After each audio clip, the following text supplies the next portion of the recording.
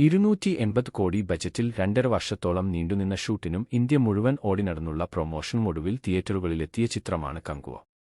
അന്നാത്തെ എന്ന പരാജയചിത്രത്തിനു ശേഷം ശിവ അണിയിച്ചൊരുക്കിയ ചിത്രം ആദ്യ ഷോ അവസാനിച്ചപ്പോൾ മോശം പ്രതികരണം നേടിയിരുന്നു. വൻതുകയ്ക്കായിരുന്നു ചിത്രത്തിന്റെ തിയേറ്ററിക്കൽ. എന്നാൽ ചിത്രം ഇതുവരെ 130 കോടി മാത്രമേ നേടിയുള്ളൂ.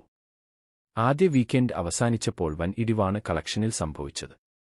ചിത്രം 200 കോടിക്ക് താഴെയേ കളക്ഷൻ അവസാനിക്കുള്ളൂ. ഇതോടെ ഏറ്റവും വലിയ നഷ്ടം നേരിട്ട സൗത്ത് ഇന്ത്യൻ സിനിമകളിലെ 1ാം സ്ഥാനമെന്ന മോശം നേട്ടമാണ് കങ്കുവ തന്റെ പേരിലാക്കിയത്. 135 കോടിയാണ് ചിത്രം മൂലമുണ്ടായ നഷ്ടം. നോൺ തിയേറ്ററിക്കൽ റൈറ്റ്സുകൾ വിറ്റുപോയത്. എന്നാൽ മോശം പ്രതികരണം കാരണം സൂര്യയുടെ മാത്രമല്ല, തമിഴ് സിനിമയിലെ ഏറ്റവും വലിയ നഷ്ടം നേരിട്ട സിനിമയായി കങ്കുവ മാറിയിരിക്കുകയാണ്. ചിത്രം വിതരണത്തിനെടുത്തവർ സേഫാകണമെങ്കിൽ 400 കോടിയാണ് ആവശ്യം. ഇതിനു മുമ്പ് 1ാം സ്ഥാനത്തുണ്ടായിരുന്നത് പ്രഭാസ് നായകനായ രാധേശ്യാമായിരുന്നു. 2022-ൽ റിലീസായ ചിത്രം 350 കോടി ബജറ്റിലാണ് ഒരുങ്ങിയത്. എന്നാൽ 165 കോടി മാത്രമേ ചിത്രം നേടിയുള്ളൂ.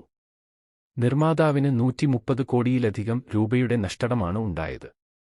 ഇതിന് പിന്നാലെ തന്റെ പ്രതിഫലം പ്രഭാസ് തിരികെ കൊടുത്തത് വലിയ വാർത്തയായിരുന്നു. ഈ വർഷം നിർമ്മാതാവിന് വൻ നഷ്ടം സമ്മാനിച്ച തമിഴ് സിനിമകളിൽ ഏറ്റവും ഒടുവിലത്തെ ചിത്രമാണ് കങ്കുവ.